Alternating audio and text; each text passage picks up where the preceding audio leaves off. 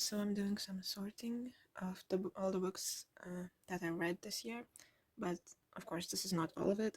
These are the physical ones that I had purchased for a while or got for my birthday and stuff this year, because I actually kind of tried to have a ban, but I did fail a few times and I got a lot of books from my birthday, which was unexpected but welcome. So I wanted to just look at the kind of results of the physical books I have at least. And I guess let's start with the pile I'm giving away. So this is All I Know Now by a YouTuber. Um, way past my bedtime. I think that was her username at the time. I just bought it when we went to the Great Britain in, I don't know, like 4 years ago now. And it was really cheap. I think it was £4 or something. And I just wanted to get a YouTuber book for some reason. And I got actually 3 books. And at this point, I think I might just keep one. We'll see. But yeah, this was the one that was left unread out of the 3 books for the longest time. And I read it, and it was pretty okay. But I'm clearly at this point in my life not a target demographic for this. So at some point, it just got like draggy.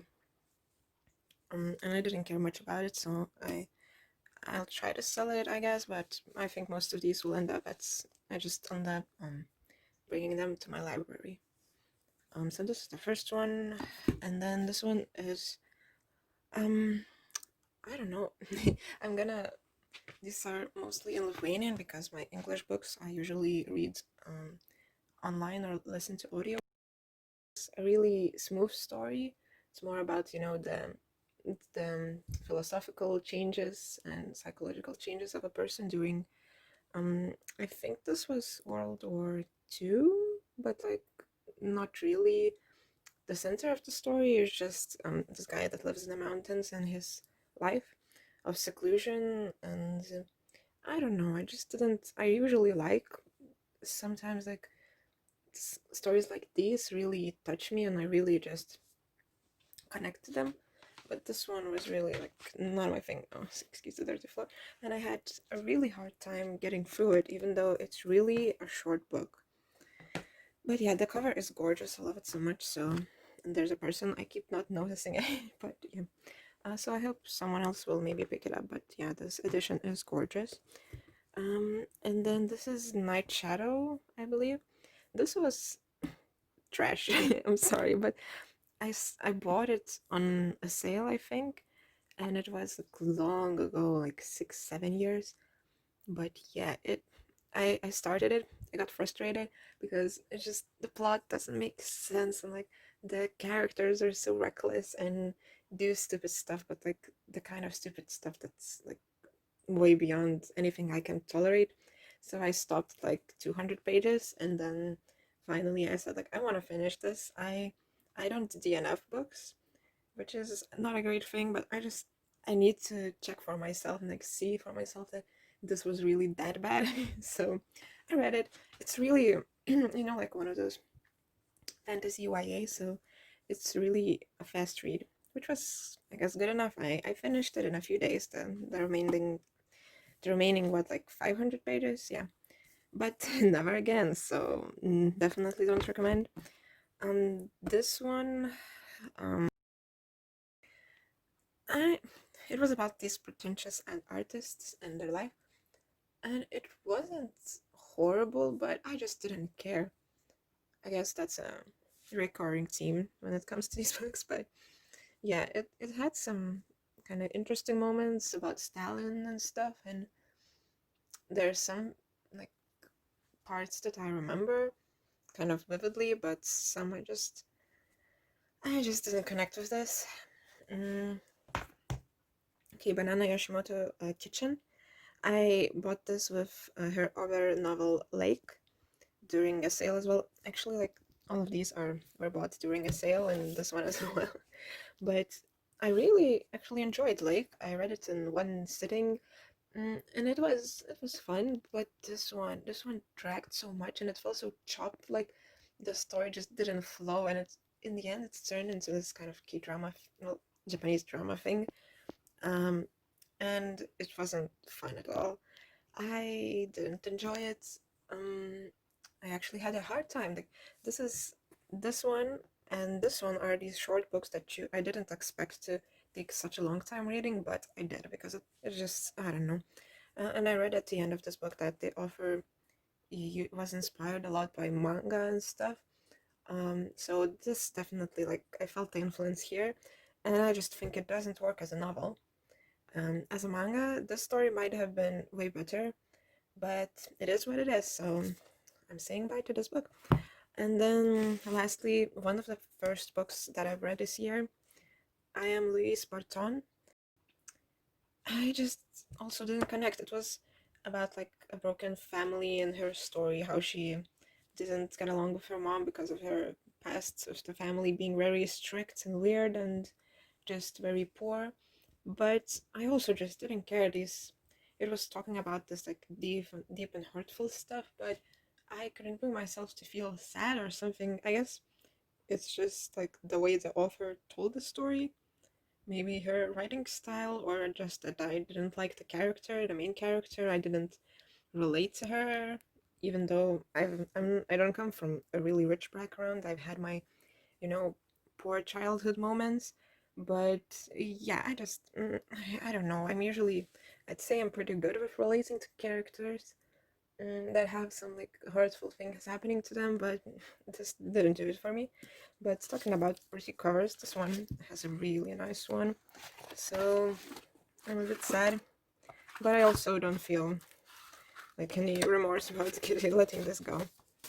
This wasn't my thing at all, and I remember seeing comments about this author that they like she writes really depressing books that have like no hope in them, and this might have been part of why I just didn't like it.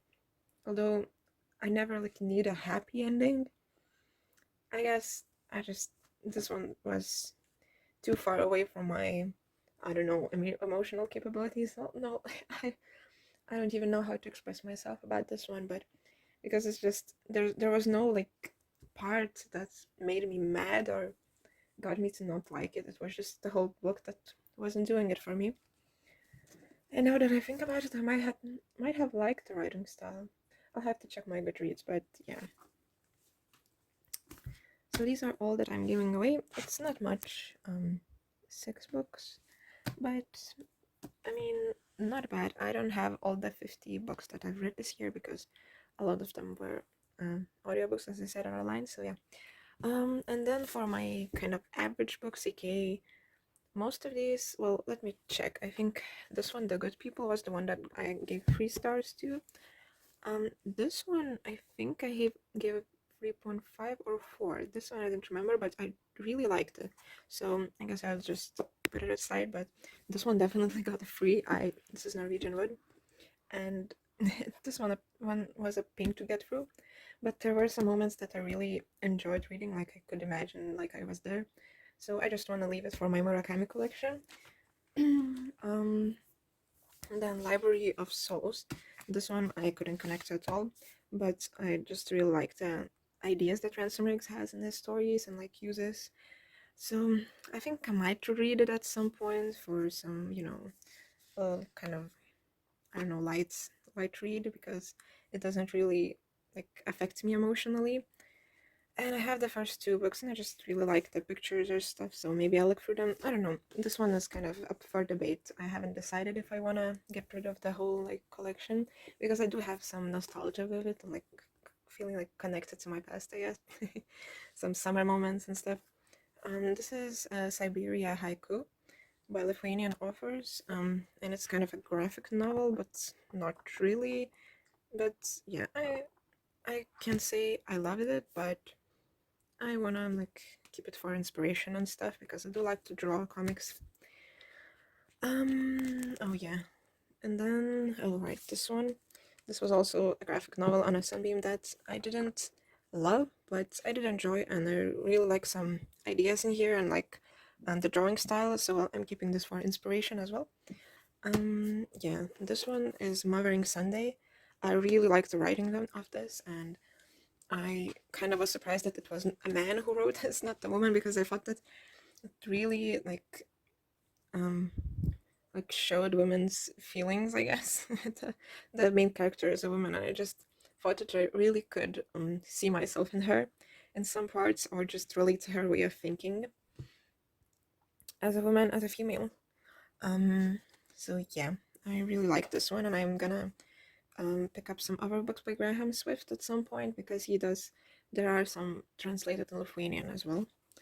Um, and then I think these were 4 stars. This one is I'm still a bit weirded out by because it's kind of too much fantasy, like more fantasy than I expected, and the ending was not great.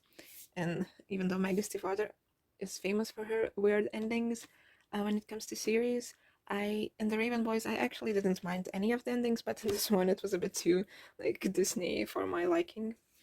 Um, like just escaping from the scene on a magic like board. Yeah. This one is a restaurant at the end of the galaxy, the second part of Hitchhiker's Guide to the Galaxy. I really enjoyed the series. I plan on continuing. There's nothing else translated, but I think I saw some like teasing from one of the publishing companies in Lithuania that they might continue this. So I'm still not sure if I'm gonna buy the rest of the books in English or not, but I just enjoy the style so much. I gave it 4 stars. I think they gave the first one 5 stars, but that's it's like with the movies, you usually like the first one the most. But yeah, it's just a great ride. Then Picture of Dorian Gray. Oh, I missed this one. I think I gave this one a 3.5 stars. I didn't enjoy it as much as I hoped I would, but the ending, like the last third of this was really great. So I might reread this. I might read some more. This does have a bit of a like how to say, just like an essay about like introductory essay about this book. So I might read some other pieces about like the context and I guess references, ideas, and then maybe I like this one better, like reading the second time if I ever do pick it up, because I had this happen with a Lithuanian book, White Shroud. I didn't like and enjoy it, and it was really confusing. But after we like studied it in Lithuanian class, I really like in Lithuanian literature class. I really enjoyed it reading. I read it the second time and it was great. It's one of my favorite Lithuanian books of all time now. So yeah, you never know. And this is Figaro's Wedding. It's a play. I usually don't enjoy reading plays much, at least not um, like looking at the few that I've read so far in my years at school, but this one was just a delight. I think I gave it 4 stars, and this cover is really pretty, although this publishing company is, it's called Apple, but in Lithuanian, but it's trashed. Like, they are so bad at, like, paying the authors. They try to find loopholes and stuff, so, but I gotta give it to them. I hope they paid the artist that did this, but, yeah. Oh, oops. Yeah. Then there's some manga. Yeah, this was, I'm gonna keep it. I enjoy these, so like Noragami. I'm gonna continue with the series, but yeah. And then I think these are all 5 stars. So Dandelion Wine. I haven't read Ray Bradbury's other famous book. Was it Fahrenheit? I think so, right? But yeah, and I just really love this one. It's so atmospheric, like summer time, kind of like, and it's so nostalgic. It has this horror parts at like the end. It's pretty random, but it's really, really good. I got actually creeped out by it, and I think like when you read, it's a bit harder to create that scary, spooky atmosphere. But yeah, this was really great. It wasn't like a book that I read like in a fast pace, but I enjoyed myself so much. And I guess it's partly because it was kind of like a slow, atmospheric book, but it related to me so much and my like memories and nostalgia and the things I love about summer and stuff, so, and childhood and just being a person in general, that it just was a great thing. Although some kids are really stupid in this book, so I gave it 4.5 because that annoyed me. But yeah. This is The Last Love of Baba Dunya, and this edition is really pretty. It's like a special European Union creativity something. I don't know. But yeah, it's like it writes that you can read this in 3 hours. I read it in a bit longer time. I think I read it in 5 because I'm quite a slow reader at this point in my life. I used to be a faster one, but I just enjoy my books, the books I enjoy slowly. And this is like it adds to a picture like all the editions. So I hope I can get the other books and like them as much as this one. I just loved it so much. Like granny type of characters are my weakness. This was a 2020 discovery for me, I guess. But I have been eyeing this book for a long while, and I just had a hunch that I'm going to love it. And my friend gifted it to me because I showed them the list of books I really want that are translated in Lithuanian. And this one just, yeah, this one made me cry. This one made me my heart hurt, but it made me warm as well. So I just love it so much, and highly recommend. It's short, but like some short books are gold. This one is a graphic novel, Stable, and it's not famous, like not well known, at least compared to like On a Sunbeam, that which I read before because I found it off of BookTube. This one my friend found in Vilnius. It's the capital of Lithuania, and it was really random. She said she like found the last one in the store, and it's amazing. This is like like gold she found, and she also like this was also a gift from a friend on my birthday. I really had like a great succession on my birthday gifts this year. I'm so incredibly grateful for my friends, and I still have a few books that I haven't read that I got on my birthday. But yeah, this was just like top notch. It's made me cry as well, and that's, I guess, the best factor when I try to think of a reading for a piece of a piece of literature. But yeah, this one is also a kind of slice of life story, and it's touching. It deals with grief. It deals with farm living, which is all, I guess, very close to me. So it resonated with me very well. And the art is really great, even though these are like every character is a cat. It's actually really like well thought out and pretty. And then this is Dr. Jekyll and Mr. Hyde. Heidi, I'm sorry, I don't know how to pronounce it. This got really damaged in the mail, and I had this book for like 4 or 3 years. But yeah, I really loved it, even though I knew what it was about, like the twist and stuff. So I highly recommend, if you don't know it, like just don't Google and read it, because I feel like the experience is going to be even better like that. But I just still had such a great time with this. The atmosphere in this also is so great. I love the writing style, and these are actually 2 stories. The Bottle Imp as well, but it was great as well. Just not as great as the main one. And this is like hands down one of my favorite classics of all time. Although I don't remember at this point, like nothing comes to mind when I think of classics that I love. So yeah. And then this one, I think in English it's called A Monster Calls, but in Lithuanian it's called 7 Minutes After Midnight by Patrick Ness. And this one is like this by a Lithuanian publisher that does very great like illustrated editions, and I just think it added some much needed atmosphere that greatly coexisted with the atmosphere of the book. This one made me cry, but like for real, tearing up. I knew the ending wasn't gonna be good in like a sense of one character, and there's just the context of it, like being an idea of an author, a dear friend to Patrick Ness that passed away. It's just great. I really love what this book stands for, the ideas, and the way they were portrayed. So I guess I have nothing to add. This was just an amazing book that I love, and yeah, these what 5 books are going to be what I'm gonna be recommending the most to my friends and to you. Um, to you, whoever is watching this. Have a great holiday if you're still, I don't know, celebrating. Probably not.